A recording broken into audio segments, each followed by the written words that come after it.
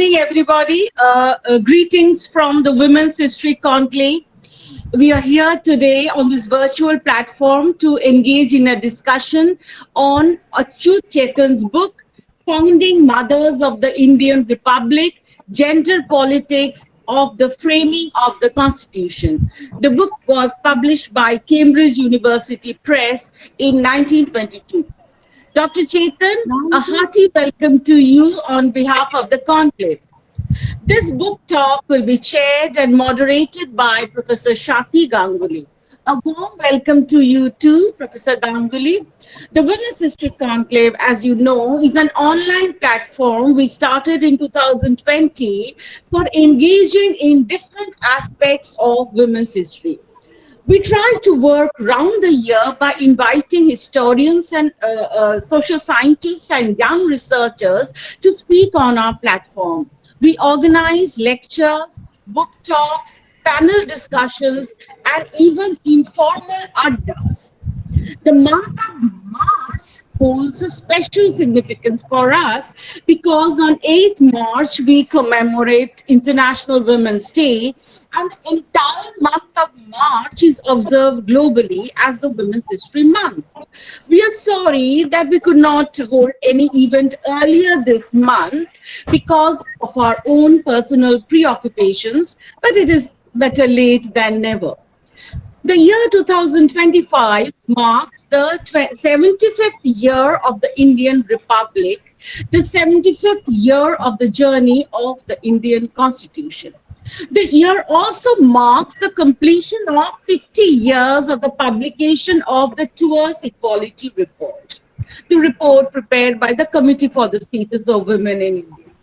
The Constitution, as we all know, had promised us equality. But the Towards Equality report exposed that Indian women were lagging behind men in all respects, despite the constitutional guarantees. And this constitution was framed by a team which encompassed both women and men. In fact, we hear so much of the founding fathers of the Indian Constitution, and we knew almost nothing about the founding mothers till Achyut wrote this book. His book smashes the myth that the Constitution was authored by men alone and unravels the contributions of the women who engaged as actively as men in making the Indian Constitution. The book traces the genealogies of several constitutional provisions to argue that without the interventions of these women framers, the Constitution would have been much lesser than the celebrated document of rights and statecraft that it is. Situating these interventions in the larger trajectory of Indian feminism in which they are rooted, the book shows that the women members of the Indian Constituent Assembly were in fact much more than the founding mothers of a republic. Now, I request Dr. Achyut Chetan, co-convener of the Women's History Conclave, to introduce the author to the audience. Yeah. Thank you, Aparna. And once again, welcome all. It's my honor to introduce our esteemed speaker today, Dr. Achyut Chetan, who teaches English at SKM University, Dumka, Jharkhand, where he has been teaching with a commitment to pedagogy as a means of social transformation in marginal areas and with a special conviction in constitutional morality for almost 2 decades. He served as the Dean of Arts and Social Science at St. Xavier's University, Kolkata from 2021 to 2024. For his research on Indian feminism, he has received several fellowships, including a Fulbright Fellowship at Columbia University, New York, Charles Wallace India Trust Fellowship for Research at Women's Library, London School of Economics, South Asian Studies Fellowship at Cornell University, New York. His book, Founding Mothers of the Indian Republic, which was published from Cambridge University Press 2022, was shortlisted for the NIF Kamladevi Chattopadhyay Book Prize 2023 for the best non-fiction on modern India. Apart the genealogies of constitutional feminist thought in India, on which he has spoken on numerous places in India and abroad. His interests include Hindi literature and the evolution of historical thought in the Hindi public sphere. Currently, he is working on a supplementary textbook on the women framers of the Indian Constitution for NCERT, New Delhi, along with the translation of Ramdhari Singh Dinkar's classic Sanskrit Se Char Adhyay, for which he has received the NIF Translation Fellowship 2024. Welcome, Dr. Chetan, once again. And I now ask Aparna just to introduce our chair, Professor Swati Ganguly, who will be chairing the session today. Aparna, please. Yes, thank you, Bharshati. Professor Swati Ganguly became a feminist when she was in the final year of her master's in Jadavpur University. She was a member of Chetana, a women's organization, for a while.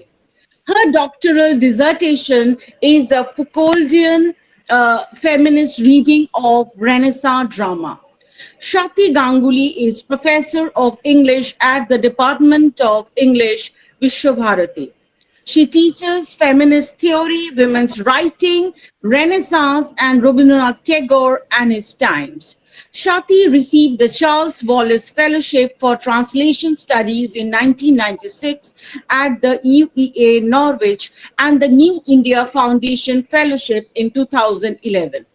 Professor Ganguly's recent monograph, Tagore's University, History of Viswa-Bharati 1921 to 1961, published by Permanent Black in association with the New India Foundation and Ashoka University in 2022, has been awarded the year's Best Book Award by Anandabajar Online, anandabajar.online.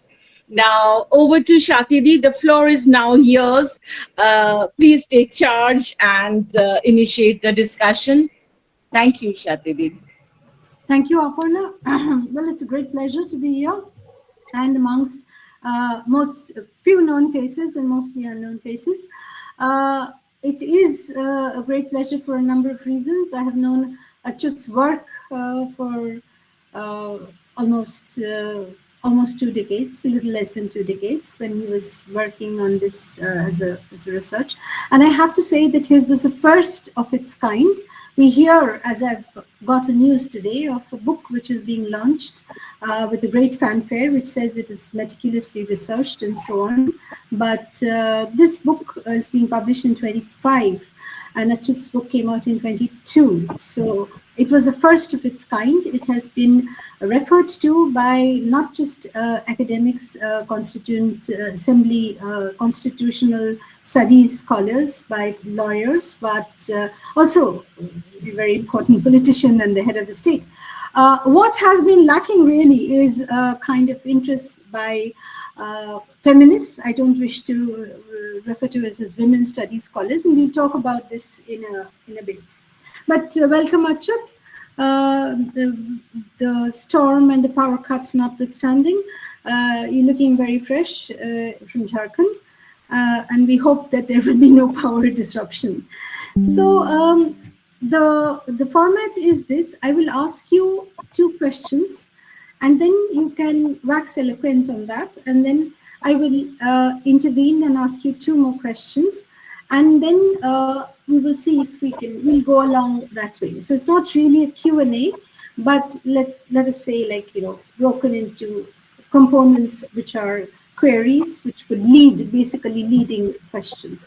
Okay, so Achyut, would you like to give us a brief summary of your book and its main findings? Yeah, thank you so much, and thank you. A big thank you to Women's History Enclave and Professor Aparna Bandyopadhyay and Professor Bharshati Chatterjee for inviting me, and thank you, of course, Professor Ganguly for for setting the tone, for mentioning some of the most important things about the book. I'm also very glad that I can see some young scholars, as you mentioned, and all of us have been noticing in the audience here. I think it's very important that young scholars take the work seriously, and it's not about what the book has done, but it's about probably what the book has initiated, what the book, what new research the book has initiated. And it's like all scholars, I also hope that the young scholars will take the work forward. So the summary of the book would be, I mean, I'll keep that in mind. And so the summary will be more about what the work proposes to do rather than what the work has done. So the first thing that I believe the work does, as you know from the very title, and as Professor Bhashwati Chatterjee in her introduction said, that the founding mothers of the Indian Republic are more than just the founding mothers of the Indian Republic, which is something that I think the book tries to do, tries to show that writing a constitution was just one part of their major work, and it's not everything that they have done. There is much more than writing the constitution that these women had done, and these women were not only these women; they were representatives of a large, very robust feminist movement uh, that was active in India between 1920s, 1930s, and 1940s. And they started a kind of feminist revolution. They started a kind of women's movement, women's rights movement in India, which was much more again than just women's rights movement. And the constitution is one of its major stages. So that's something that the work tries to establish. In the course of that, in the course of doing that, it of course smashes, as again it was introduced, the patriarchal myth that the constitution or the nation was founded by fathers. I take both the words founding and fathers very seriously. What does it mean to found something? Does it mean that you are inaugurating something ex nihilo, as if there was nothing before that and you have suddenly started and founded a nation? Or was there a prehistory? Was there a kind of a background, a kind of a foundation beforehand on which you founded something? So the book argues that even before the founding of the nation, even before the framing of the constitution, there was a very robust, internally consistent, sophisticated, comprehensive vocabulary of women's rights, vocabulary of relation between men and women, women and the state, citizenship and gender, and so many other things, which became the foundation of the constitution and many of its provisions. So the book, I mean, I dedicate a complete chapter to unearthing that particular phase, which I call, or which I just said, term the prehistory of the Indian Constitution. And in doing so, the book examines quite a few documents, beginning with the documents of the All India Women's Conference, several of its memoranda, petitions, a number of its questionnaires, its own investigations, field surveys into the status of women's lives in this country. One of the major documents of the women's of the National Planning Committee, the women's role in planned economy. Then a couple of other documents, the Women's Charter of Rights and Duties, to argue that there are antecedents of the Indian Constitution available in the history of the decades that preceded the Constitution. And then, of course, the book takes a major dive into the Constituent Assembly itself and argues that the Constituent Assembly needs to be understood properly before one can see how women contributed there. I do not take a biographical approach in the book. I do not say, for example, like the many books that are now suddenly coming up and the many blogs that are being written about women, the 15 women or the 16 women or the 11 women, and then you have chapters on individual women and how they contributed to the writing of the Constitution and which article and what intervention and so on. So instead of taking that approach, I have taken these women as a collective rather than as individuals who had separate, disparate lives. And I've also noticed that there is a kind of, there is a huge reluctance, there's a huge hesitation in acknowledging that these were feminist women. So they talk about 15 women. They will say that these women fought for women's rights, or these women fought for gender, or these women made a statement or intervened in the Constituent Assembly and this and that manner. But there is no, so instead of doing that, I try to see if there is a discursive unity. And that discursive unity is very much a historical fact, because they had worked together for several years, and that goes into the making of the Constitution. So the book summarize, the book gives you a kind of a quite, I think, an extensive idea of the impact that their participation in the Constituent Assembly had on the text of the Constitution that was adopted on 26 January 1950. And finally, I also look at how these women themselves interpreted the Constitution. As again in the introductory remark, it was said that it is only in 1974, with the publication of the Towards Equality report, that we discovered that women were lagging behind men in this country, and the constitutional promises were not fulfilled. But the truth is that, I mean, maybe that is right, I'm not denying that fact, but the fact that the founding mothers, as I name them, themselves had their own interpretation of the Constitution. They had their own vision of how this constitutional this constitutional democracy can be made to work in favor of the citizens, which meant female citizens, but was not limited only to them. So that's overall the crux, or the summary of the book, as you wanted. Yeah. You are mute. You're muted. So as far as I can recall, your book also has the status of women report, the report on the status of women. So the idea of the status of women is not new. It didn't come in the 70s. It's part also of the work that women, especially sociologists, economists, and others were doing. So as we all know, that if you have to understand a set of things, we need to have some kind of an assessment of the situation, and that was happening. So from what I understood, that the process is, I mean, with all due respect towards equality, which is often regarded as the only sort of work, I think it is important to go back to these texts and to see that there has been a history also of the making or finding the condition, or what we call status.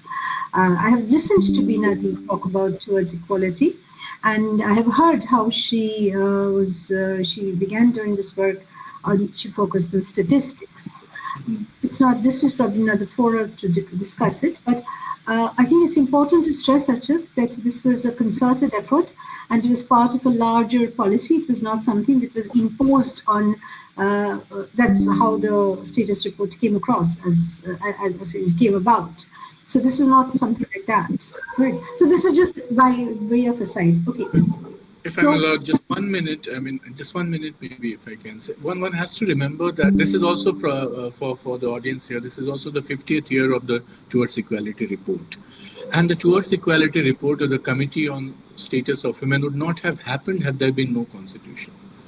One has to understand that the very promise of gender equality, which was being interrogated or probed into by this committee in 1975, only happened because the Constitution has guaranteed those things. It's another thing that the guarantees were not met. Yeah. Yeah, but the reference to the Constitution does not actually play any role in towards equality. No, not at all. Well, actually, as you said, Beena Majumdar writes in her introduction, or in her memoirs, I think, that we did not know anything about the role of women in the making of the Constitution. And they had not even read the Constitution before they went into this committee. Yeah, so the problem is with this history is that, if you have to make a fresh start at every point, because you're not looking back through our mothers and grandmothers, as Virginia Woolf or Alice Walker would have said, that causes a problem. Anyway, so these are asides. So the next question would be like, as I said, when you proposed this, it came to us in the department where we were your teachers. It came as a surprise even to someone like me, though I did not study English as history, but I thought I was was a feminist and knew about a lot of things. So, what brought you to this particular research in an English department? Well, that question has many answers, but the one answer that you have is probably embedded in your question itself. Because as a student of literature, when we were studying, you were very, very, I think, heavily responsible for making me the feminist that I became. And one of the things that really happened was we were into critiques. We were as students of literature, we despised descriptive understanding of things. This is what has happened. We were always, as feminists, in some sense or the other, trying to do a kind of a normative reading as to what should have happened. And even as we tried to describe something, we wanted to describe it in such a way as to find what is wrong with something, right, and what can be changed. So that is the attitude with which I started reading Indian history, in which we had a lot of interest. And I must, I must say this here, because in the 2000s, when we were studying, early 2000s, late 90s, when we were doing English literature in any department in India, a lot of it was post-colonial theory, and this was post-colonial theory without a grounding in history, and which always irked me a lot. I mean, how can you do post-colonial theory and understand colonialism and its impact on Indian society and various kinds of resistances to colonialism without really understanding, without really knowing history, even as facts? So that led me to reading a lot of history, though I also had other kinds of influences, and I read a lot of history on my own. And the question that really, really disturbed me was, and actually, honestly speaking, I did not really feel that the Constitution is a very good text. As a feminist, we were all suspicious of all texts, and that was the kind of ambience in which we were growing up. We all, even the feminists of that generation, did not have a great faith in law and Constitution. It's another, I think it will be an aside, and I don't want to get into this. I think it's only in the last 10 years, with the rise of a certain kind of, non-secular politics in India, that people have started, reclaiming the Constitution, and some people have started saying that the Constitution is our last resort and so on. But in the late 80s, 90s, 2000s, the Constitution was not very important. So I also started with that assumption that the Constitution is a very patriarchal, very masculinist text, and it has to be, because it has been drafted by canonically, by canonical male authors, the founding fathers. So I started working on that question, and my initial inquiry was to probably look at the gender politics, which has now become the subtext of my work, the subtitle of the work, as it were, the gender politics of the making the Constitution. And I was very hopeful, almost in a kind of a tautological sense, that yes, the Constitution was drafted by men, and it has to be a masculinist, male, patriarchal text.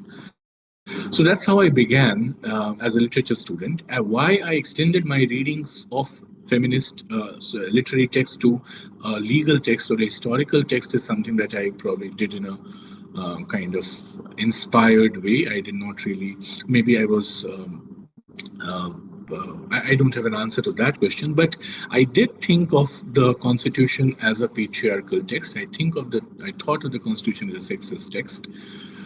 Very, very surprisingly, now I look at it as surprise, but then I was completely taken in by the kind of descriptions that we met of the Constitution by leading legal scholars. Think of someone like Upendra Bakshi. By leading feminist scholars, think of people like Nivedita Menon and Mary John. All of them were critical of the Constitution. And part of the reason that they were Constitution, that phrase was etched in my mind for very long. In a conference, Upendra Bakshi said that there is a foundational violence against women in India at the very moment of the drafting of the Constitution. So I think I tried to explore that. Much later, my idea changed because I went to the archives and I discovered that no, I was wrong, and maybe everybody else was wrong so far. And I was surprised to see that the evidence is very much there on your face, and that is the critical theoretical question that came to my mind. When all the evidence was there, it takes you only now, though you only have to go through the internet and type the names of the women on the Parliament of India website, and you will find all these women. But even then, it was very much available. So with all the kind of glaring evidence, how did it happen that we unsaw these women? We were blind to their presence, and that became the theoretical puzzle for me. And that's why I think I became interested in pursuing this matter further.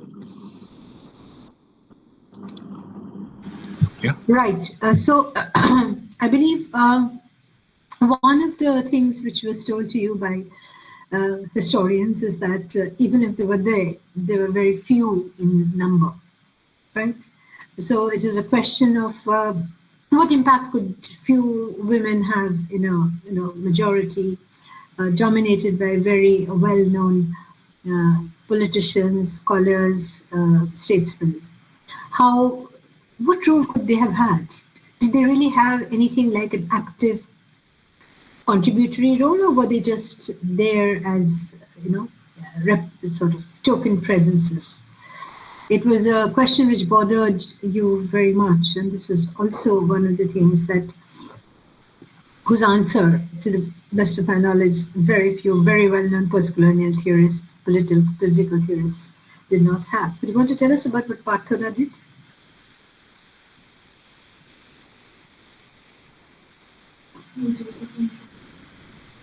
Mute! So, yes, I was initially very baffled. I was a scholar. I didn't have a great training in history. So the question that was asked was, what would have happened had there been more women in the Constituent Assembly than 11 or 15? I mean, what difference would they have made?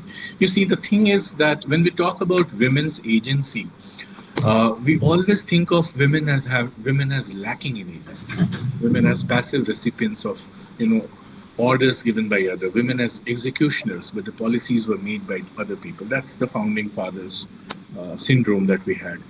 Also, we always thought that even if women have an agency, that agency is conditioned by their cultural context, by their gendered context within the community that they were born in. So it was assumed that even if there were women in the Constituent Assembly, they would not have made much of a difference. Things became easier for such people, also because all these women that you know of in the Constituent Assembly were somehow or the other associated with big male names. So Hansa Mehta was the daughter of a very important man, was wife of a very important man. Renuka Ray was wife of of an ICS officer. Sucheta Kripalani was married to the Congress president, and so on. So there was a very easy equation that people made, that these women were there only because they had that kind of they were positioned in such a manner, and whatever they may have done, they would only have reinforced the ideals of the patriarchal, the male leaders of the times, which was very surprising. And I'm saying this because these were the same people who were also quite actively engaged in doing a revisionist history of India, who were actually doing a lot of retrieval of women's voices. This has happened after Susie Tharu and K. Lalita's, canonical Women Writing in India volumes were already published. This was happening when recasting women had already been done. This was happening when people had already traced how women had actively participated in a lot of other movements. But surprisingly, nobody ever thought that women could have also participated in the Constitution. And that is where I think that is the limit of, or that was at least at that point, the limit of even feminist thinking, that you could attribute to women certain qualities, but not more than that. And this is precisely when I was in this kind of a state, when Professor Partho Chatterjee told me that you forget all of these things, whatever other people may have said and whatever prejudices are there, you just go to the archives. Go to the archives and see what the facts are and what the facts speak for themselves. And so that is when I went to the archives, and I am really, really grateful that this happened. And my book has a lot of theoretical, I think, points. There are lots of theoretical advances that I make, but mostly I think I stick to the empirical evidence that comes from the archives. And I realized that I can anticipate what you're going to say after this, but I realized that the archives itself were closed to the feminist historian.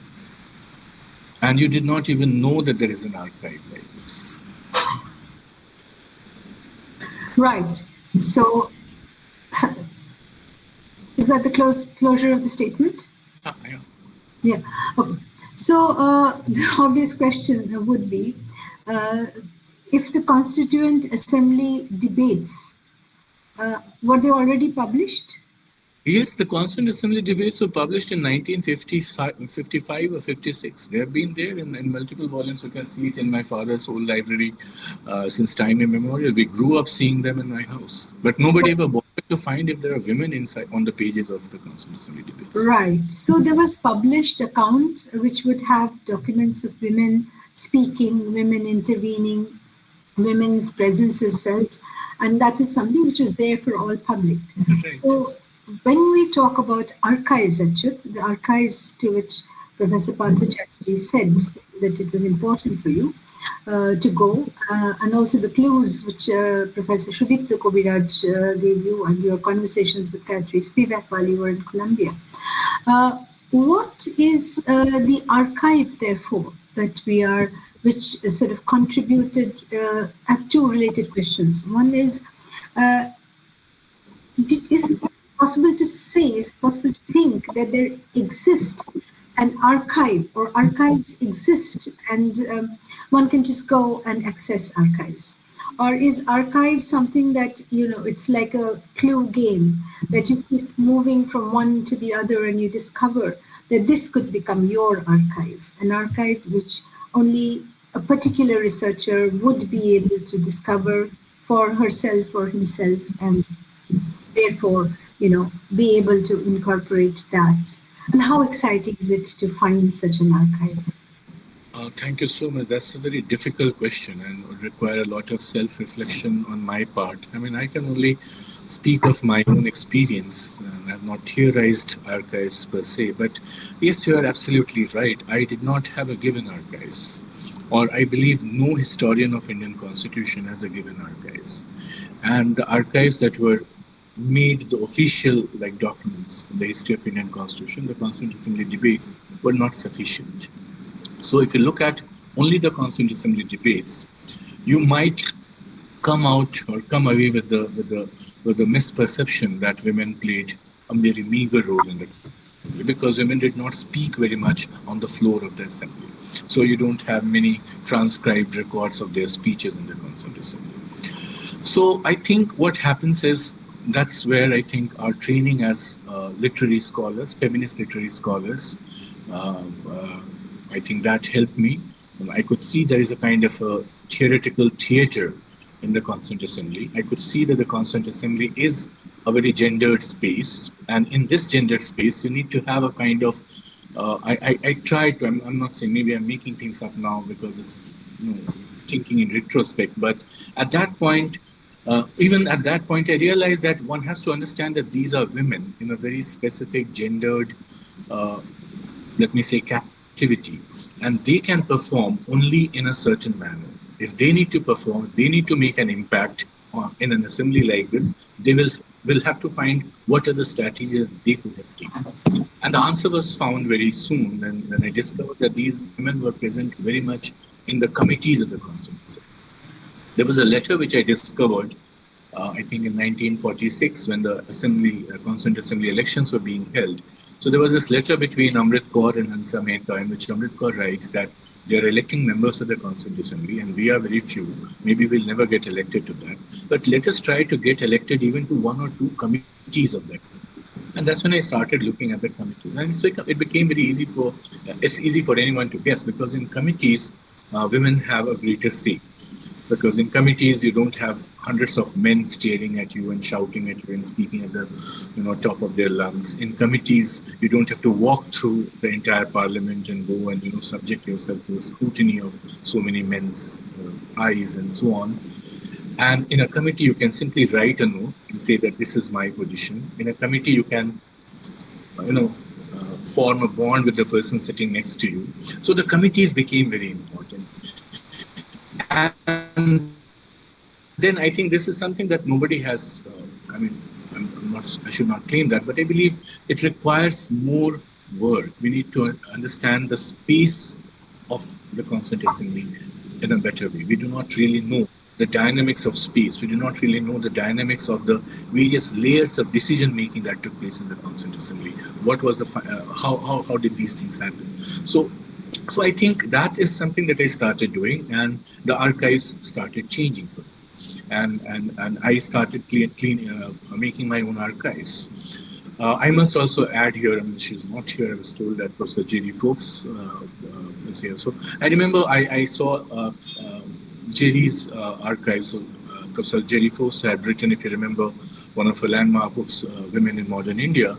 So in the course of writing that book, all the documents that she had collected are donated to the British Library, which I had the opportunity to access in London. And that's precisely what happens in an archive. So she was not writing an account of women in the Constitution. She was just writing about women in modern India. But there were lots of documents which give you, indirect, oblique references to women's involvement in constitution making. And that's how I think I started looking at it. The three major sources, the three major archival sources that I found finally, which I think of, two of them were official, but they were never related to each other. One was the document, the archival document of the women's movement, the documents of the All India Women's Conference. The other were the documents of the Constituent Assembly. But that they were connected is something that I established. I would say, that is the connection that became my archive. The overlaps between AIWC document and the Constituent Assembly document. Or for that matter, the overlap between the Congress Committee documents and the documents of the Constituent Assembly. And that's how I started, I think, creating my own archives. Right. So one of the things that is clear from my reading of your book is that you are not interested or invested in focusing on individual women and their achievements, though you do bring out when it's necessary. For example, in the case of Daksha Vilayuddin, the first Dalit woman to have become a member of the Constituent Assembly. But by and large, these are not lives of 11 women and their great achievements. So what exactly was the point that you were making in this understanding of women in the Constituent Assembly as a collective? Were you thinking of it as a collective? Did it give you a sense of the collective? Absolutely. And that is the reason why I am completely I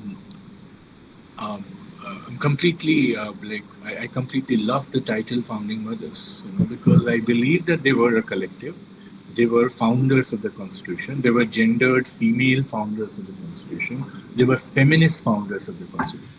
They came with a very, very well-defined moral idea about what a state should be, what should be the relationship between state and citizen.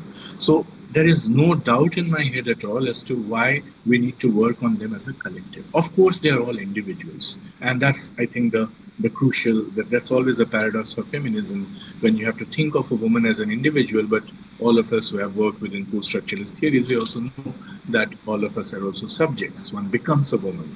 So that's fine. I do not deny that. But for my own purposes, I think their becoming members of the Constituent Assembly was more important, rather than their becoming just one woman or another. For me, the history was also the history of their becoming feminists. So I will, for example, give you, since you, I think it needs to be unpacked, we need to give some empirical examples.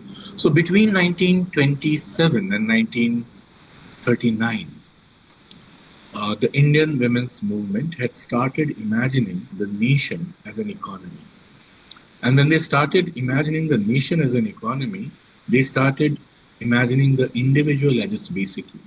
Just one very fundamental idea, that the individual is the unit in a country which is heavily invested in the idea of family, where even in the during the drafting of the Universal Declaration of Human Rights, someone like Eleanor Roosevelt said, and Charles Malik said that we should have a article saying that the family is the basic unit of society. Hansa Mehta stood up and said, no, it's the individual who is the basic unit of society. And this is a feminist position that they had taken in 1930, 35, 36, or maybe even before.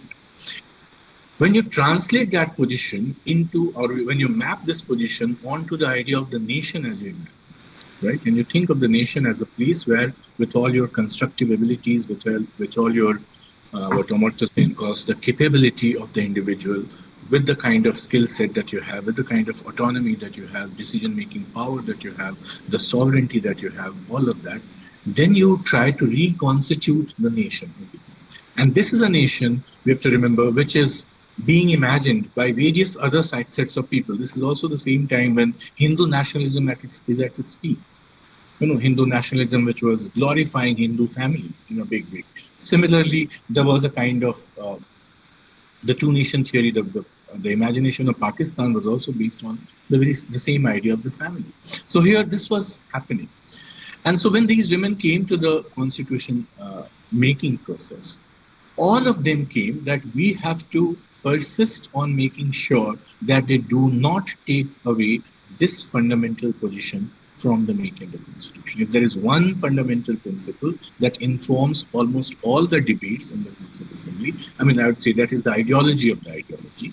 That is it. That's the idea that it has to be an individual. Then the second idea that came into their mind is that all individuals are not equally empowered, unfortunately.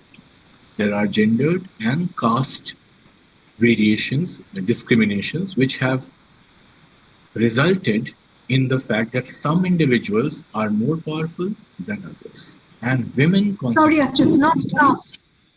Yes, also caste. No, class. Also class, yes. I'm just giving an example. So this would include caste, this would include class, this would include even religion. Religion has, they understood religion as the most powerful institution that had minoritized women, minority in both senses, disabled women, and also kept them as minors. To use Kant's very famous statement that enlightenment is the coming out of one's self-incurred minority. So they did that. And so once you come with these ideas, and then you go into the Constituent Assembly, and you see people are drafting rights. They are drafting a set of, they're making a list of what fundamental rights can we give to the individuals and against whom. That is when I think these women's collective presence was very important. So, this is just one example that I've given. There are many, many other examples that I can give. One more example, or not just an example, but I think it's very pertinent now to remember that they did not at any point imagine the nation as a historical community, as a community with a great historical past, glorious, classical age, and the golden age, and so on, which is what the nationalist paradigm was doing. If you remember Alteker's paradigm, if you remember Partha Chatterjee's idea of, relegating women to the spiritual sphere, which is very pure, pristine, untouched, unscathed, and so on. So they did not quite agree with that. And they said, no, we don't need to refer to the past. We don't need to refer to the history of India. We are looking to the future of India. And the future can only be imagined. So in that sense, I would say that the founding mothers were greater founders than the founding fathers, because they were inaugurating something new. They were laying down a greater foundation for the future of India, ideologically, intellectually, and politically, than the men who are only repeating some of the other things. The best instance of that could be found in the parallel sessions of the Constituent Assembly when it was debating the Hindu Code Bill. And you could see how men after men, including someone like B.R. Ambedkar, of course, he did not glorify Hinduism, completely understandable, but were okay with reference to the Indian tradition and not challenging Indian tradition very much, and trying to have a kind of a balance between the traditional idea of India and the modern idea of India. And women were, I would say they were very radical in that sense, that they did not want any reference to the tradition called India when they were reconstituting. So that I think is an important point, and also runs counter to most of our received understanding that Ambedkar was the person who was majorly pushing through the Hindu Code Bill. But you were suggesting that he was not challenging some of the most sort of traditional anti-woman positions. Are you saying that? Yes, I'm saying that, and I'm not creating anything. This is, if you look at the history of the Hindu Code Bill, and there's a beautiful phrase in the preamble of the Indian Constitution, where they say that we do hereby adopt, enact, and give to ourselves this Constitution. I have, for very long, been intrigued by the use of the word adopt. What does it mean to adopt a constitution? Does it mean that somebody is giving you a constitution and you merely adopt it? Like we adopt the lifestyle of some other country, like we adopt the principles of someone else? Or does adoption, there is a kind of, and there is a, I think Akash Singh Rathod has written this book on the preamble saying that this is Ambedkar's preamble. Ambedkar was responsible for writing the preamble. I think the word adopt itself is if you do a deconstructive reading, is one of those rare instances which give away your conservatism. When you adopt something, you are adopting something which is not exactly yours. When you adopt something, you take something which is external. And I'll give you this example in a second, and you see what I mean by this. So when the Hindu Code Bill that Ambedkar had drafted and presented in the Constituent Assembly in his provisional parliament in 1948, there was a clause on the adoption of children. And Ambedkar's draft said that only male children can be adopted. Female children cannot be adopted. And he was struggling to reply to Hansa Mehta, who got up and said, why can you not adopt females? Are you just trying to continue the tradition in which adoption was made for religious purposes? Because you know that a son is responsible for the funeral rites and the afterlife of the parents, and that is why only sons were adopted, right? And Ambedkar had to change that. But the point here, the 2 points that I'm trying to make here, one was that this notion that when you are adopting, and that's the larger framework of the Constituent Assembly. As you can see, many people use this term that article this of the Constitution is adopted from the Irish Constitution, article such and such has been adopted from the American Constitution, article such and such has been adopted. There was a lot of the Constitution which is adopted from Hindu traditions. And the full-scale challenge to that, if it came from anywhere in that Constituent Assembly, it came from the feminist women members of the Constituent Assembly, who said that no, we do not need to adopt anything from outside. We are the ones who have made the Constitution. So why do we need to adopt something from outside? And that doesn't mean that they were insular, nationalist, indigenous kind of people. The idea of adoption there was to, for them, the refusal to adopt, this is not their words, I am trying to interpret them, was to refuse to take something which is not secular, which is not modern, which does not take the individual as a unit. If the individual is a unit, then the male child and the female child are equal units. And if the purpose of adoption is to run the family, as even if you take family as the next bigger unit than the individual, why not men and women? And you remember, this is exactly the time when they were fighting for the rights of daughters to the property in the Hindu family, Hindu united family, and so on. So, yeah, I think that answers the question. Maybe it's a controversial thing, but I think that's what history suggests. Okay. So, I don't want to go into the UCC, but you have explained in different sort of the course of your different lectures on this. I'll try and sort of, wrap it up within 8:10.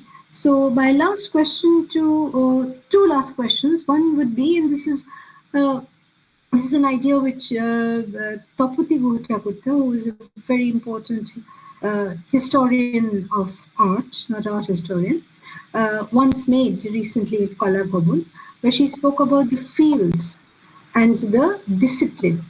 The reason why I am asking this is that many of us, you have, and I have also in my capacity, we have moved away from what would be called the discipline of a particular study. So in your case, I'm assuming it would be constitutional studies. It could also mean political theory. It could also mean law. These are not the disciplines in which you are trained. But the field in which you have been trained would incorporate all of this if you were looking at the relationship of the fields to the discipline. Would you want to comment? Is my question clear? I don't know if I've understood it correctly. You are trying to, the question is about the relationship between individual disciplines which come together to investigate a particular field. Yes, yes. So what I'm also trying to say is that sometimes there may not be a single discipline, or the disciplinary boundary can actually be restrictive, which when you belong to the field, the possibilities of playing in the field is more, and therefore you contribute to the field, whereby you also enrich the many disciplines that could come along. That's a very, very interesting and rich question, I must say. Let me think aloud on this. I believe for me what happened is that I had a disciplinary training in reading between the lines. When I read a thing, I was trained not to take a text as a positive entity, to believe that there is a kind of a slipperiness of meaning. There is something hidden that you cannot see. I was always in that sense suspicious of narratives which said that, or theories which said that everything is there only in the text. I believe there is something behind the text also, but the text is our only access through which we can know what is behind the text. We cannot know behind the text by going behind the text. We have to read through the text to go if there is something behind the text. That is what I was trained into doing. And people who do political theory, people who do constitutional theory, they do not do this. These are, even if we are talking about the field of constitutional studies, let me try to think an example. Something that came to my mind in the early days of my research also was that for a constitutional scholar, for a legal scholar, the ambiguity of meaning was very difficult to accept. They would not admit that a sentence can have three meanings, because otherwise their business will collapse. They have to stick to one meaning of a sentence. If a court has given a sentence, right, a punishment, it has to be executed by someone. And if the executioner starts finding 15 meanings of the court's judgment, then there will be no execution. So I think attitudinally,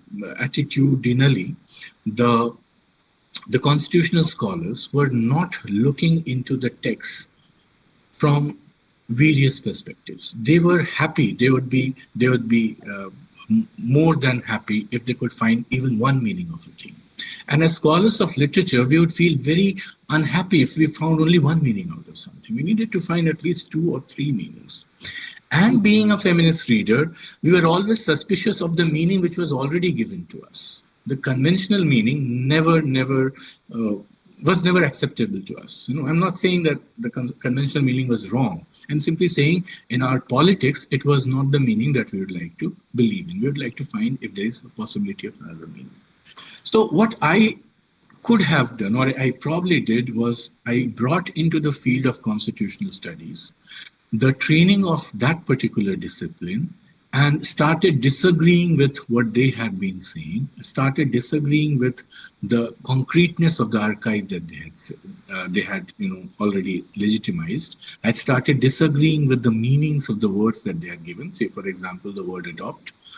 I started disagreeing with, I would say this, the valorization of 1 or 2 individuals in the Constituent Assembly, that they are the, see, this is a very common practice in India, that if you want to find a meaning of a particular text, there are 2 ways in which they do it. One is they say, what did Ambedkar say on that particular article?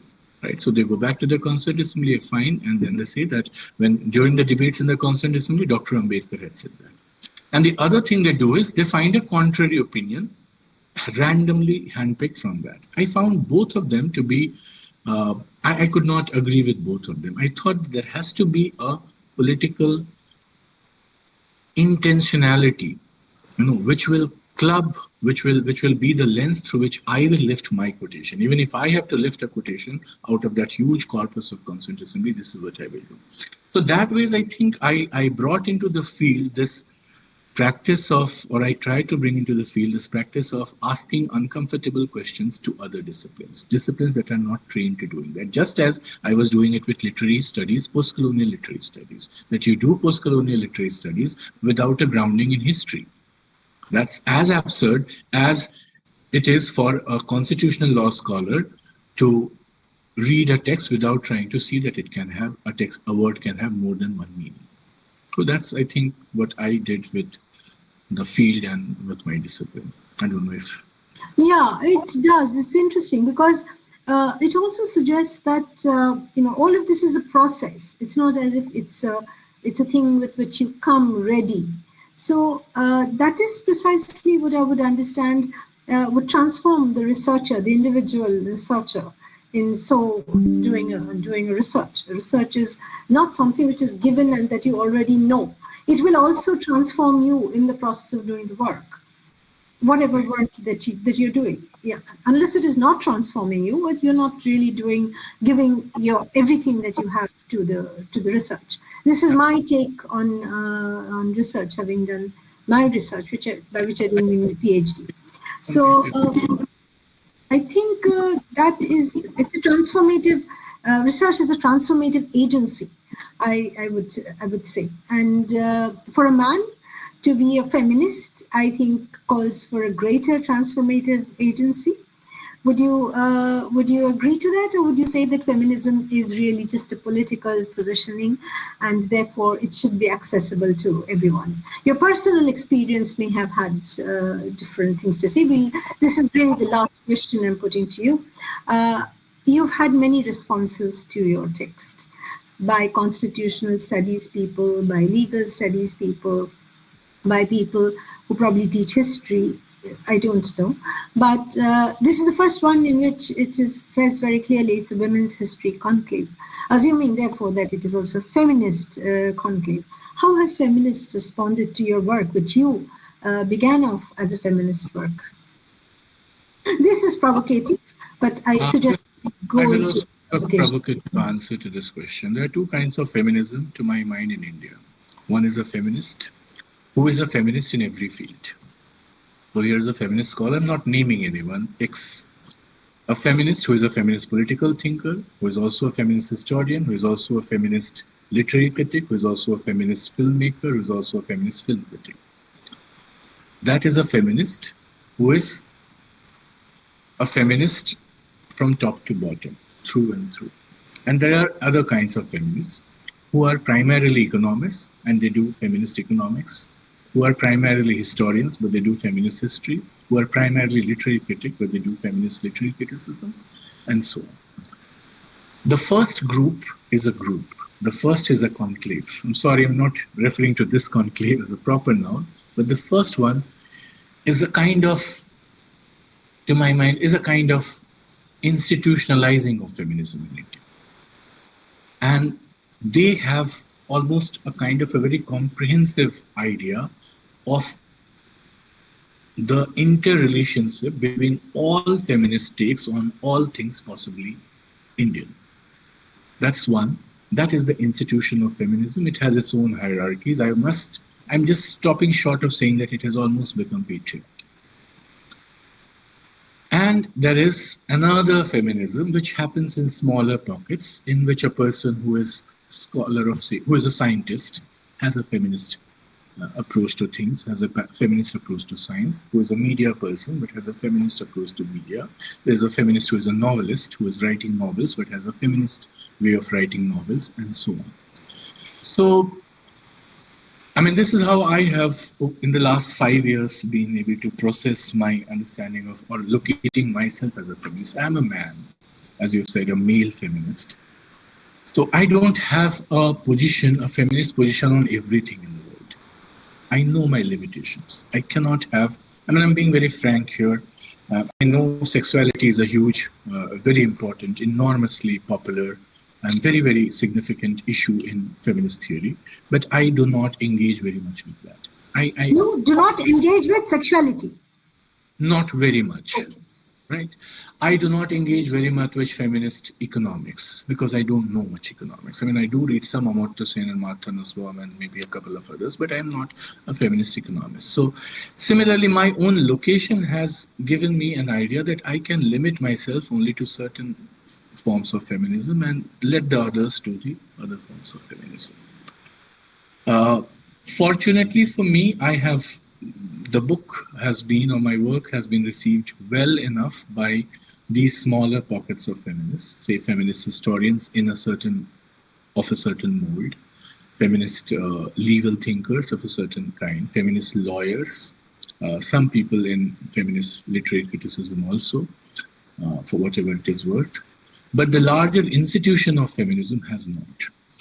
And why it has not done this is something that I don't want to answer.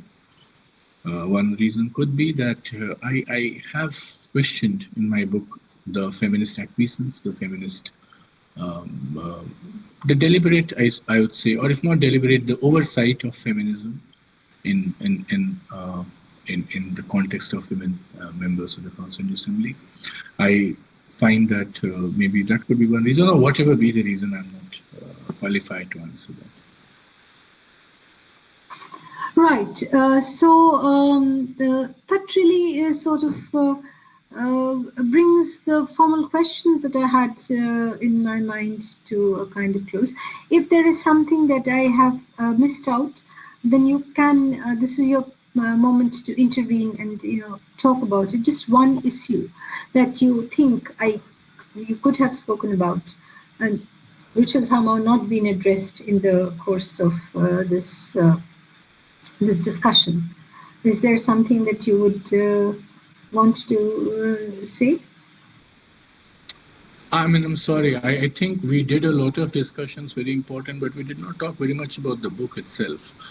And we did not say, but I would recommend people buy and read the book. Of course. The book is unfortunately sometimes not available on the shelves, but it is available as soft copy in most places. The book discussion should not be so comprehensive that it takes away the interest from reading the book, I would say. So these are teasers. These are teasers for people who wish to take up the book to read it. You will have to think whether you've written a book which is unputdownable, but as you said, I understood you're writing a supplementary book on the Constitution. I would, with my reading of your book, I would say that there could be smaller books, more accessible. This is an academic work. Smaller books, more accessible to readers, younger readers also. Also, which would allow them to explore the possibilities of further research in the field. So, maybe I think I look at the possibility of at least 5 to 10 articles and a couple of very nice, slim books on this from the tome that you have. It's not a tome in that sense, but it's a dense, very intense research which has gone into this, and absolutely groundbreaking, if I may say so, since I've been associated with the manuscript very, very, very closely. So I think the inability to look beyond, and this is a critique of feminism that I wish to make, that sometimes the weight of institutions and hierarchies is such that you do not wish to dislodge, you do not wish to break, you would not wish to destabilize the status quo. So sometimes a book comes forward which will completely destabilize it. I'm assuming, Achyut, your book has been able to do that. And if it hasn't been able to do that, then there should also be a refutation of that. I think we should engage in the book more than then that has happened. I'm hoping that this is going to become an opening to such a possibility.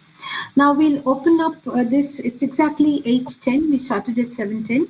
I'll open this up, Aparna, with your permission, to 10-15 minutes of Yes.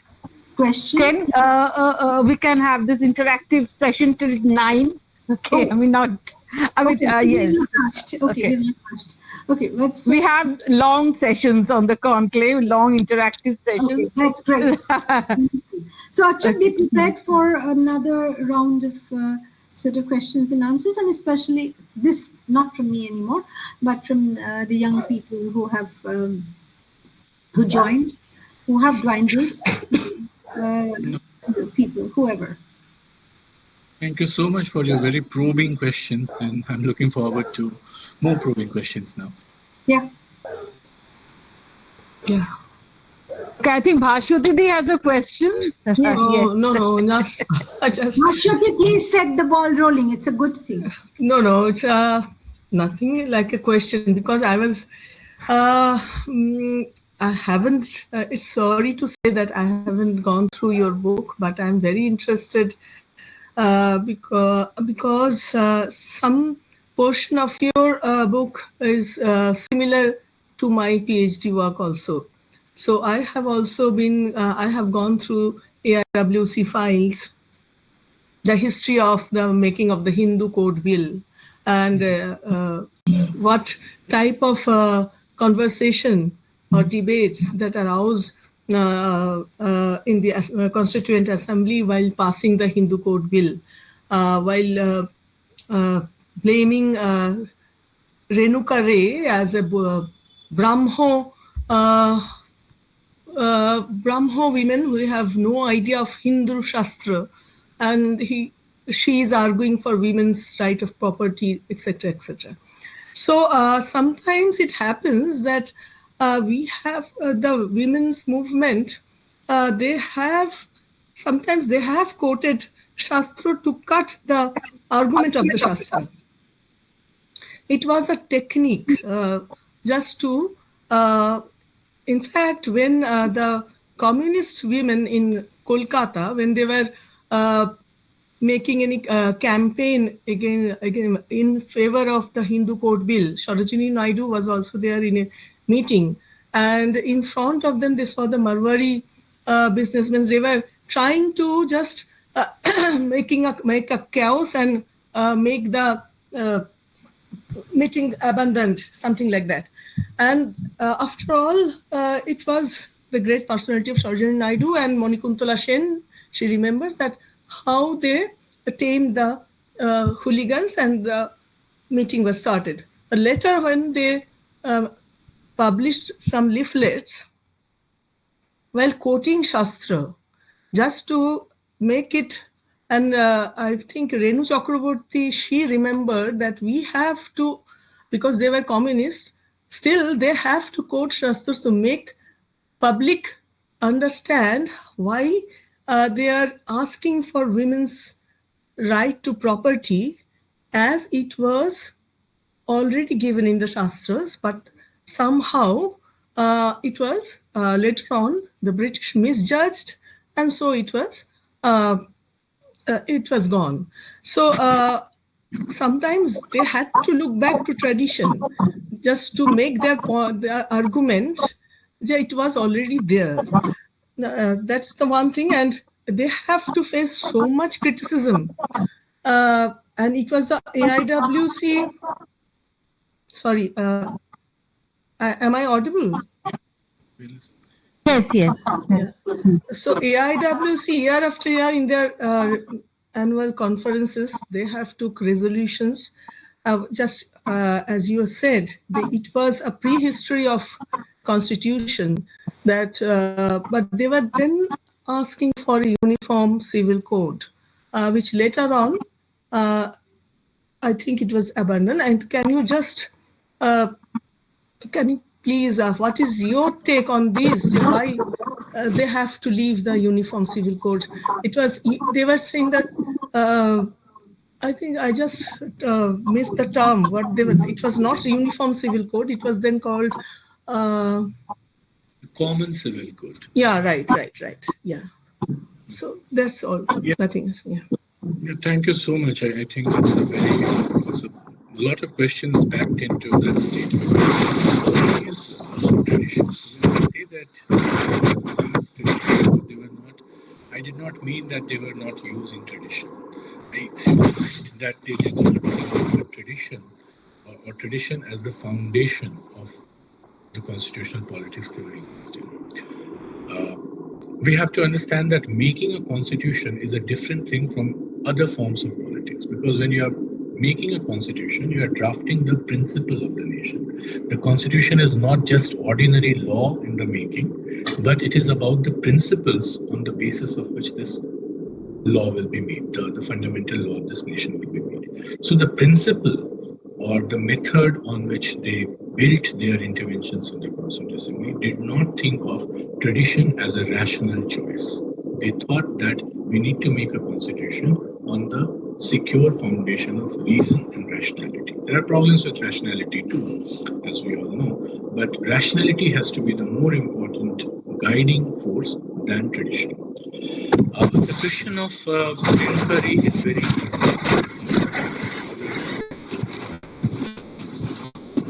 That Renuka lost her election in 1952 to a Hindu Mahasabha candidate. Renuka lost her election in 1952, the first general election, to a Hindu Mahasabha candidate in N.C. Chatterjee, who was father of Somnath Chatterjee. Because she was at the forefront of the reform in Hindu Code Bill. There was a huge resentment against the Hindu Code Bill that came mostly from right-wing women's movement, right-wing women's organizations. The All India Hindu Mahila Mahasabha, Janki Bai Joshi was the one who wrote the letter to Lord Wavell that you should not have Renuka on the Central Assembly committee because she doesn't know anything about Hinduism, because she is a Brahmo and she doesn't know anything about Hindu families, and what will she do? Renuka Ray, incidentally, is also one of the few Indian women who was hailed as a feminist in international press as early as in 1935-36. So this is something that was already happening. The question about tradition, how to interpret the tradition, I must I think there's something that needs to be clarified, because I've already spoken a little about Ambedkar. For Ambedkar and for the women members of the Constituent Assembly or the AIWC, there was a going back to the tradition. It's not that Ambedkar did not refer to the tradition either. So you read the tradition in a critical manner. Ambedkar read the tradition in the critical manner, but Ambedkar's perspective was largely a caste-oriented, a caste critique of the Indian tradition, whereas women's position was largely feminist position. They could have both come together in much stronger ways than they did.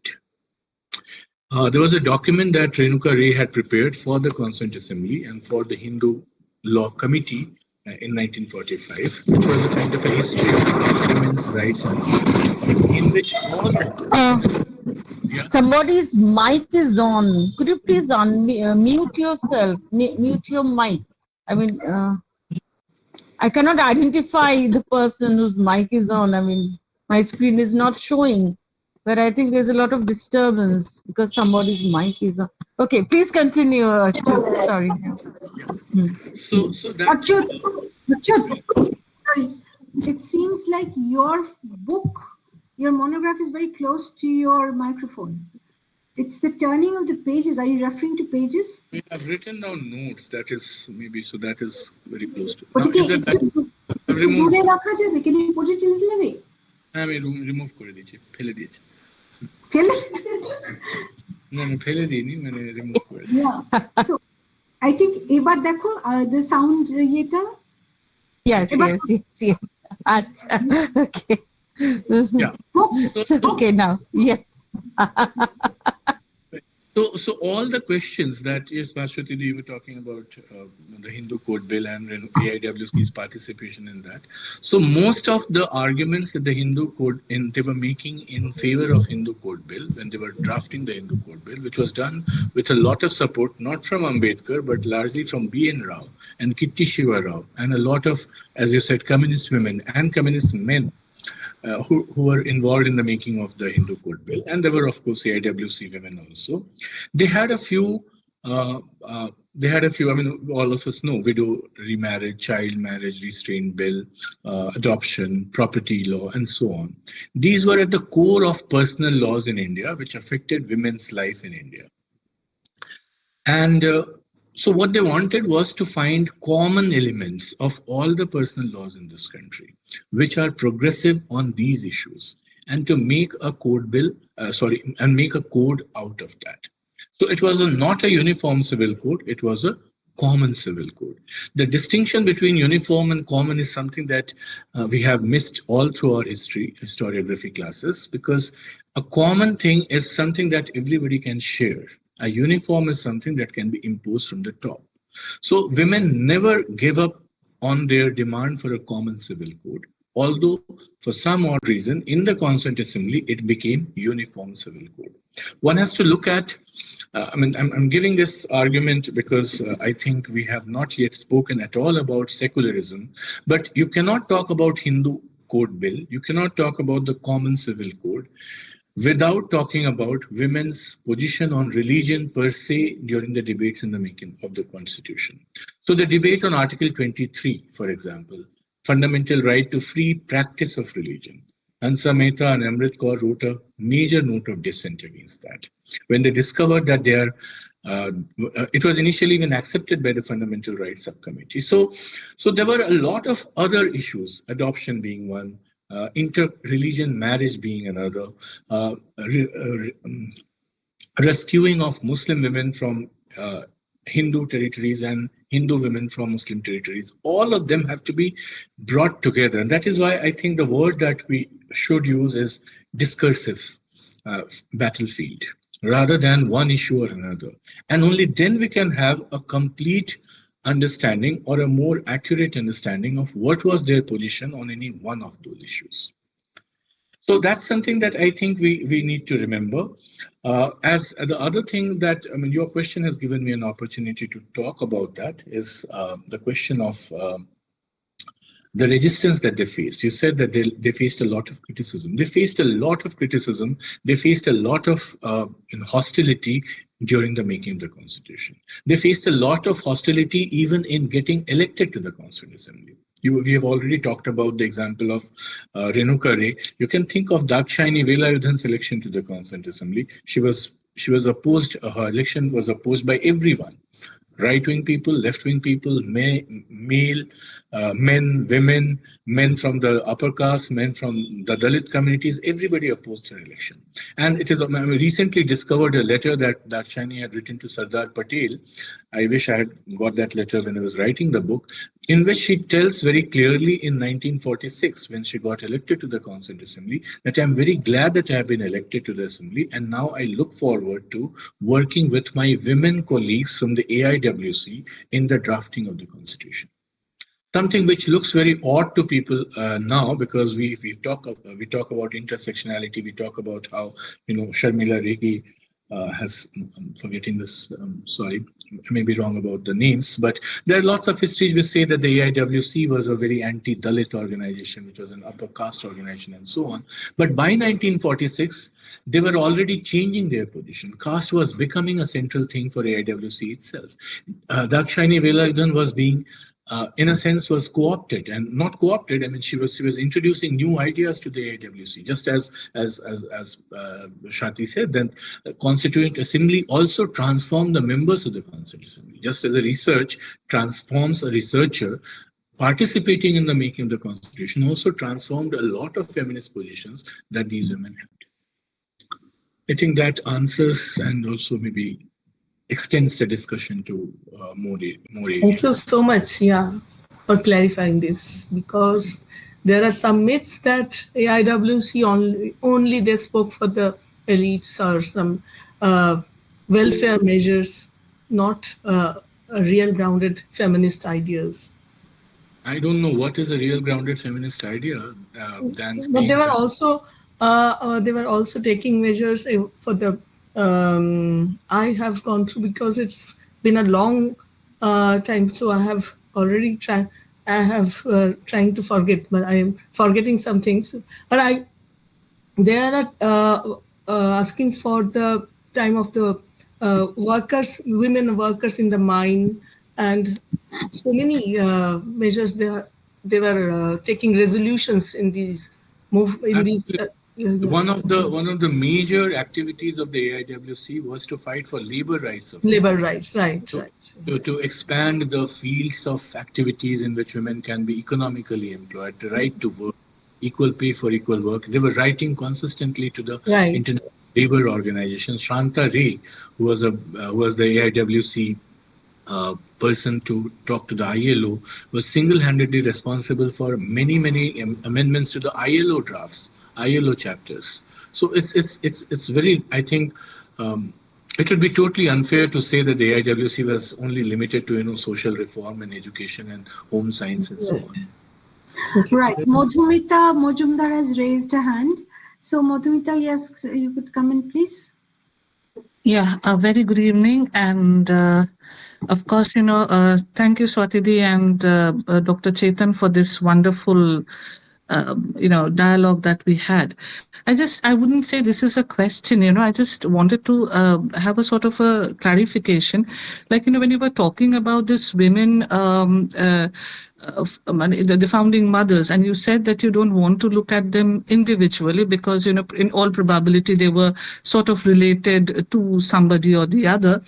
And perhaps looking at them as a collective, do you think as because this is also a kind of a feminist reading, this collective voice is also allowing you to sort of claim a political history for women in India, especially because women in India do not seem to have a individual political opinion. That is something that we don't encourage. It is either a kind of a reservation which is there, or you look at them, coming into this political sphere through some kind of a family lineage or legacy.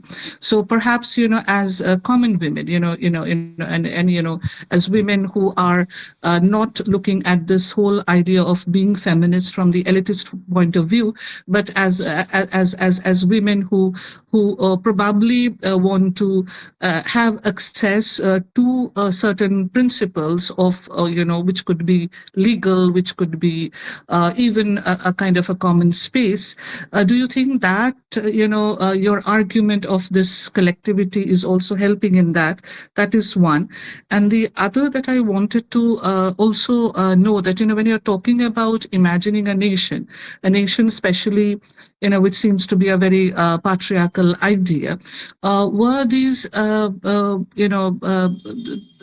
they were making of, concerned with this making of this constitution and aware that this would be a kind of, if I can use the word, a Bible or a kind of a conscience for a nation, do you think these women were also trying to somewhere propagate or, the idea of a nation which will be more egalitarian? Because on one hand, you have this dichotomy of imagining the nation as a mother, but on the other hand, the principles guiding or the way that you wanted the nation to be built was very masculine.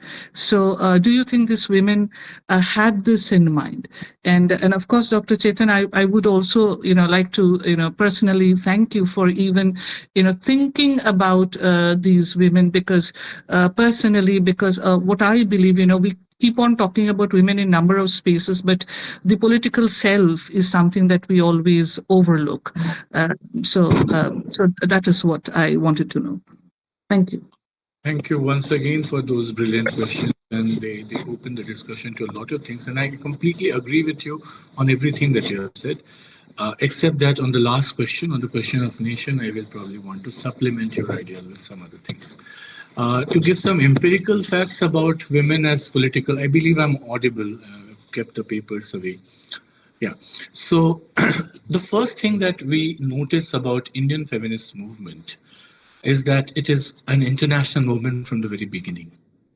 I think that's something that strikes me when I start looking at the documents of all these, all the two organizations, or the three organizations of India, Women's WIA, NCWI, and AIWC, one notices that all these women are absolutely grounded in international women's movement.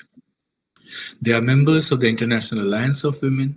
They're members, they're writing to, as I just said, International Labour Organization. Around the same time, when they were drafting the Indian Constitution, they were members of several bodies of the United Nations. So Renuka Ray was on the member of the United Nations Commission on the Right to Information or the Freedom of Information.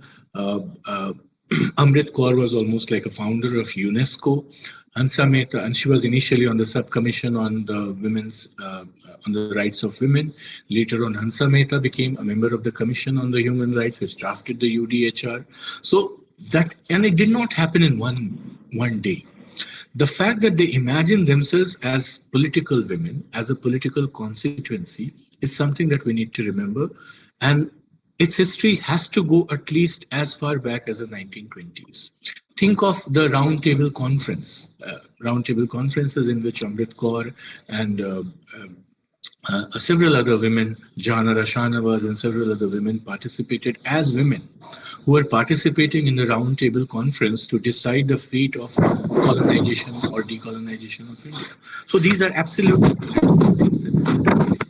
Within the AIWC, think of the feminist slogan of the person is political. Even within the AIWC, they were very, very consciously demanding charters and drafts of demands, which they would circulate among people who were contesting elections in the 1937 elections or in the 1945 elections, saying that Indian women will support only such male candidates who will agree to these demands. And you have to give us a kind of a written response as to which of our demands you agree with and which you don't agree with. They had very, very serious opinions and on very, very important issues. There was a great, one just has to look at how women responded to the question of the partition. How did AIWC place itself vis-a-vis the question of partition? One has to look at the AIWC's negotiation with the cabinet mission to see how politically nuanced their arguments were. There, in an aside, one can talk about a lot of personal remarks, very snide remarks that these women made to each other about the various men. So I came across letters in which they were making fun of Subhash Chandra Bose, the young Turk, or about Gandhi, saying this man is, what is he doing? So they were also very, very funny, very humorous, and they had a take on all political leaders, on all political ideologies, political events. They had a good take on the World War. That, I think, is a very important thing that you remind of, and we need to take that very seriously. As for their idea of the nation, as I said, of course, the nation was very important for them, but the nation was not the end for them. Nation was not the ultimate political formation. The state and nation were not that moral. The state was, but it was not the state as in the nation state. They were Indian nationalists in their early phases. They were all members of the Congress at some point, or they were associated very closely with Congress leaders. But their ultimate aim was, I would say, a gender-just world.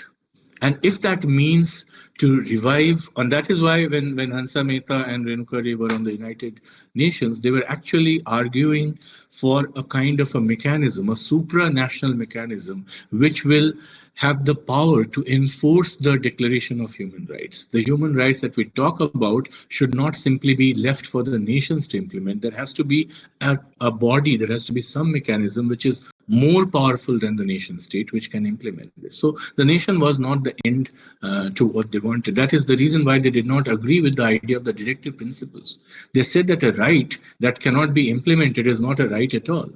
And if the nation fails to give you that right, then maybe we have to think of something else. These are, of course, ideas in an embryonic form, and that is why I said that the work has to be expanded, and the younger scholars may take them up and see how the political ideas of these women can be taken more seriously and read as foundational to several other discourses than nationalism and feminism at the point.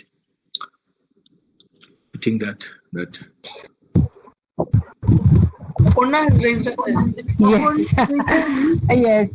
Thank you, Dr. Chetan, and thank you, Shati Di. We are truly having a brainstorming session. This is indeed mind blowing.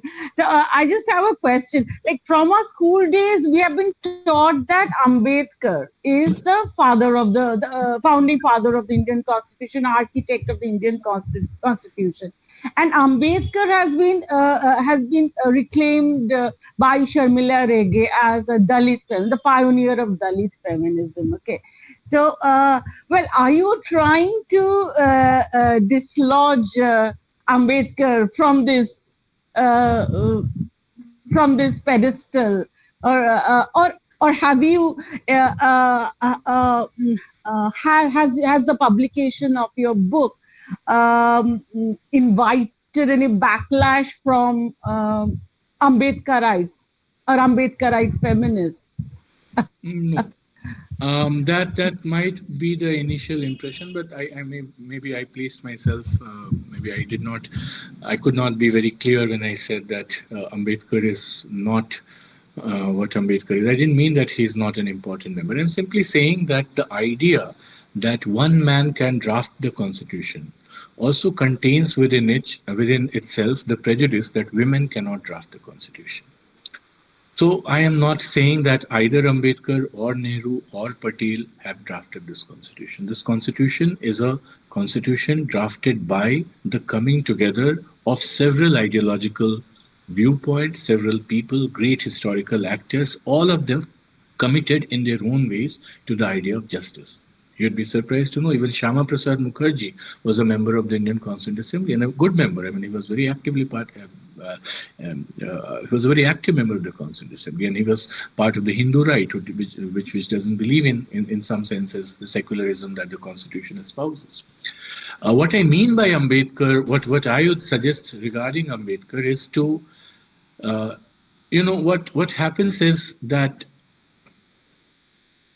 I mean, let me try to frame it in this way. In order to appreciate what Ambedkar has done in the making of the Constitution, we should focus on what he has actually done rather than the thing that is built around it, and also look at what other people have done. I have a couple of sections in my book where I talk about the collaboration between Ambedkar and women, and the point of their collaboration is the term minority. For Ambedkar, anybody who is socially disadvantaged is a minority. Minority not in the sense of who has higher number or lower number in the society, but people who have incurred certain disabilities thanks to social structures are minorities. In that case, in that sense, the depressed classes, as they were called then, the Dalits, as we call them now, are minorities. And women have a different argument, not a different argument. Women also have the same argument coming from two different positions, that women are also minority because society has disabled them from various ways. And in that sense, both Ambedkar and women had a greater faith in the idea of the Constitution than the majority had. They all believed, Ambedkar believed and women believed, they need to come together. And that happened very much in the Constitution. They came together, they worked together, they had a lot of collaboration. But they disagreed on the issue of uniform civil code, right? I mean, women, initially women had advocated the uniform civil code. But I think they backtracked, right? I mean, just before the passing of the bill or something. I mean, I don't have a very clear idea about the debate regarding uniform civil code, which you are referring to as the common civil code. Right. But did women backtrack? I mean, I have no idea. Could you just throw some light on that? If you give me 2 minutes, I'll have to explain the modalities of how the Constituent Assembly worked. So the Constituent Assembly was a group of 300 men and 11 women. These men and women were divided into several committees. And at the very initial stage, even before 15th August 1947, even before Dr. B.R. Ambedkar became the chairperson of the drafting committee, actually the drafting committee was not even formed then, they had formed something called a fundamental rights subcommittee. And they had formed something called a minority rights subcommittee. These two subcommittees were part of the larger advisory committee. This advisory committee was within the larger Constituent Assembly. So the method of drafting the constitution was this. In the months of February and March, Fundamental Rights Subcommittee drafted their recommendation and the Minority Rights Subcommittee drafted their recommendation. These recommendations were then sent to the advisory committee, which weighed both the recommendations and created its own set of recommendations. Those recommendations were then given to the drafting committee, which was then formed. The drafting committee was asked to draft a constitution on the basis of the recommendations it has received from all the various committees. I'm giving just two examples here because the two important committees.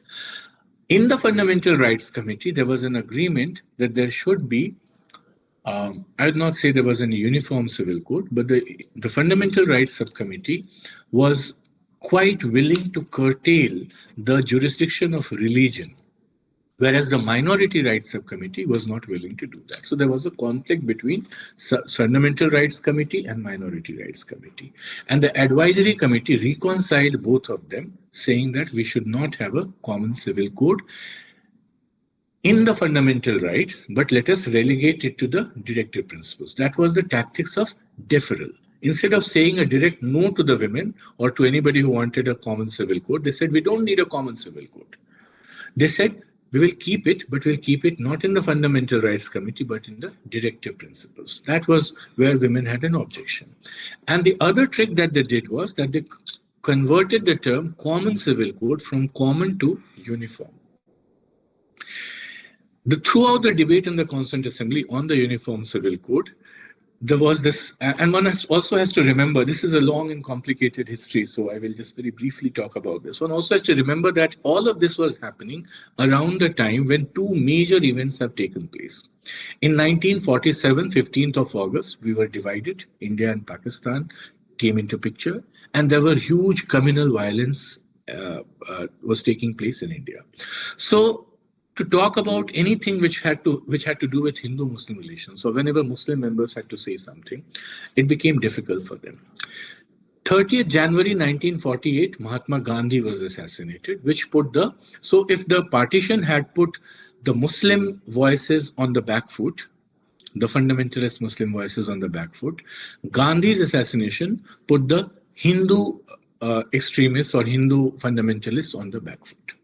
And that is how the debate on the Uniform Civil Code, which was gradually being given the shape of a Hindu versus Muslim thing, was quietened and it was relegated to the directive principles. So far as women are concerned, women had never asked for a uniform civil code. They had always asked for a common civil code. The definitions or the qualities of the common civil code in their mind were, it has to be progressive, it has to be gender just, it has to be rational, and it has to be optional. So there will be a common civil code which will be built on the synthesizing of all the common, all the progressive, gender just, rational principles of personal laws, not just in Brahminical Hindu society, but also in the Dalit societies, also in the Muslim societies, in the Christian societies. So for example, monogamy was never a part of Hindu law. Monogamy was never a part of Muslim law. They brought it from various other sources. So, I mean, I'm not getting into that whole history. But the point was that they wanted a progressive civil code, a rational civil code, a common civil code, and wanted it to be there for people to either choose it or reject it, to keep it optional and not enforce it on people. Hoping that the other strand of their movement, which had an important investment in secularization, will eventually lead people, more and more people, to choose this common civil code rather than their personal religious civil code. So that was women's idea, and they never shifted from this position. Unfortunately, and that's a history again that younger scholars or new scholars will have to write, after 1950 and between 1950 and 1970s, somehow women's voices were marginalized. The fear that the Hindu law will be imposed on the other laws and many other anxieties about the Uniform Civil Code came to the fore, and the idea of the rational, common, progressive, common civil code vanished from the scene. The Hindu Code Bill was just a kind of a pilot project for the women, that we need to see if we can have a progressive Hindu Code Bill. If we can do it for Hindus, then we can gradually have a common code. If that's the clear trajectory of the answer. And Dr. Ambedkar's role, Dr. Ambedkar was nowhere in picture in the Hindu Law Committee until until 1948. He was, of course, he was critical of Hindu religion, he was critical of Hindu social practices, but he was not in the Hindu Code Bill debate at all. Women were there. From 1941, AIWC was participating in the Hindu Code Bill debates. I hope. The Rao Committee was formed for the first time. The Rao Committee was formed in 1941. And the second phase. Yeah, and there was a 1939 committee, I think Sultan Ahmed was its chair, 1939. And Renuka Ray was part of the Central Assembly in the Committee on Hindu Law. So these were happening before Dr. Ambedkar had started participating. And when he came, he started collaborating with women. That happened. And we should not deny that. Thank you so much. If you don't have any questions, then Shati Di, there's a question in the chat box. Shall I read it out? Can you see it? Yes. Is there any woman from the northeast part of Indian subcontinent who participates in this? Unfortunately, no. Unfortunately, there were no women from the northeastern part, but yes, that's also a history that we need to. I'm not an expert, so I will not be able to answer that question. But one also needs to do a very detailed mapping of how the various states, various parts of what is the Indian nation state now, they came into the post-colonial state. They were not, all of them did not join the Constituent Assembly at the same time. So Trivandrum and Cochin joined much later. That is why Annie Mascarene came much later. Assam, I think also, Assam was there, but the other parts were not even there. So you don't know. The Mizoram was not even there. So Northeast as a category, I don't think even existed at that point, and there were no women from the northeastern part. But since you've asked this question, I must probably add, please read the book to know more about it. But the women campaigners had drawn a list of almost 40 women who they wanted to be elected to the Constituent Assembly. And these 40 women, that list was drafted, that list was curated, taking care of everything that they wanted to have close members from all regions or from all communities.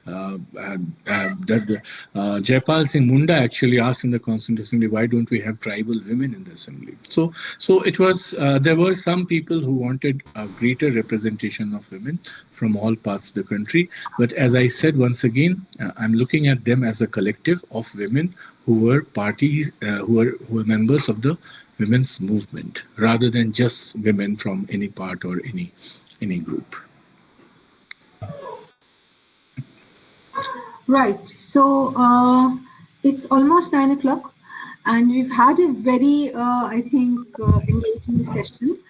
And if the organizers feel, then we can draw this session to close. Okay. There are no more questions, and they can always get in touch with Achyut. Yes. And by mail, and read the book, most importantly, and then we can read this. Yes. I would like to thank Aparna and Bhashwati for making this event possible.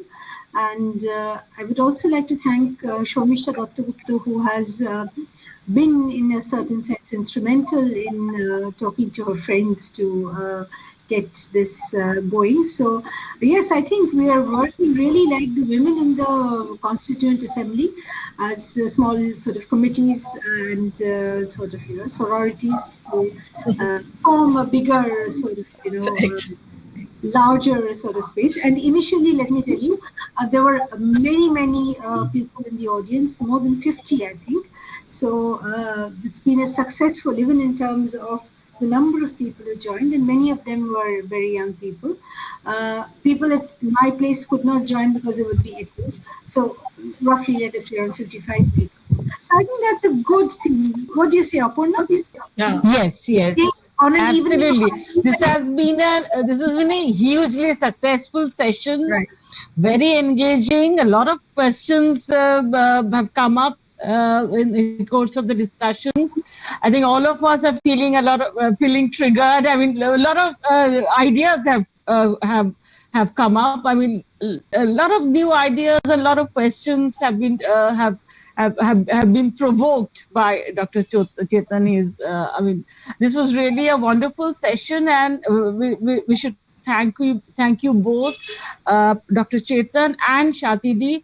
We thank you from the bottom of our hearts for spending the evening with us. It has been a long session, but on the conclave, on this platform, we do have, I mean, very, very long sessions, and sometimes our sessions extend till 11 at night. So I mean, it's nice that we are that you are winding up before 9, before the clock strikes 9. You can have your dinner, and we are sorry that we could not serve you even a cup of tea. Well, if we meet in person, definitely we will give both of you a treat. And yes, it's always lovely to meet in person. Please inform us when you are in the city. Yeah. Both of you. Yes, absolutely. And, she stays in Dumka, I stay in Shantiniketan. Chances of my going to Kolkata. But then, yes. So when you come to Kolkata and to visit Kolkata, we can plan a session together. We can meet somewhere. And we thank all the people, the young people who've joined this session. And I think most of them are your students, Achyut students and Shatidi students. But it was nice that they joined this event. And of course, we hope that they will keep supporting us in our future endeavors. We have another book talk scheduled on the 30th. It'll be a book by Mollarika Sinha Roy. So requesting all young people to join on the 30th. We'll share the link in due course. And we should thank Joysmita Rai, one of our PhD scholars, young PhD scholars. She's affiliated to Kolani University right now. She's designed the poster. So, and she does it every time we have our events. I mean, she is in charge of the posters, and she does it silently. And my daughter Ushoti Mukherjee, who's an MA from Ambedkar University, Delhi, she records our sessions, and this time she has done it. I mean, without interruption, and she will upload it on YouTube, and we will share the link in due course. The YouTube link, we will post it on our Facebook page, and also share it individually please with the follow the participants. Facebook page also. Yeah. Yeah, Yes, I follow yes. your Facebook page. I am there. I've seen most of your notifications. Right. Thank So, you. So yeah, I will definitely do that. Achyut will also. He's not on And Facebook. Achyut is okay. Not But I okay. think we had met earlier. Achyut, you were with the School of Women's Studies, right? When Shomita Di was the director, you were there. You were in the Tata, Ratan Tata project or something. You got some fellowship there, right? I think we had met earlier. We forgot to Yes, mention so you've that. done very good. Yeah.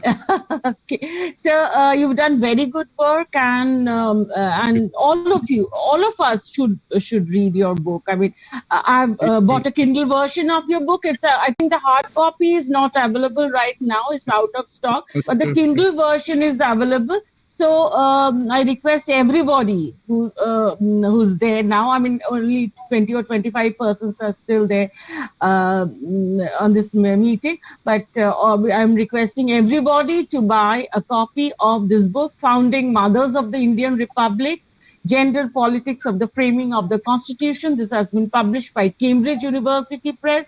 So please buy the book and read it. So thank you, Dr. Chetan, and thank you, Shatidi, once again for gifting us a wonderful evening. Oh, well, it's been my pleasure. It's been our pleasure. It's been great knowing all of you. So it's to a good new beginning and new friendships. Yeah, hope so. Yeah. Yes. So we hope to have more such sessions in the future. Okay. Absolutely. Thank you so much. Good Yes, night to bye. everyone. Yeah. Yes, Good. Good night. Yes. Good Please night. remember Good night. that I have been born a feminist in my old age. Okay. Not paid. Always. Yes. And we welcome male feminists in our group as well. I mean, yes, please be part of our conversations. Absolutely. Please be part of our endeavors.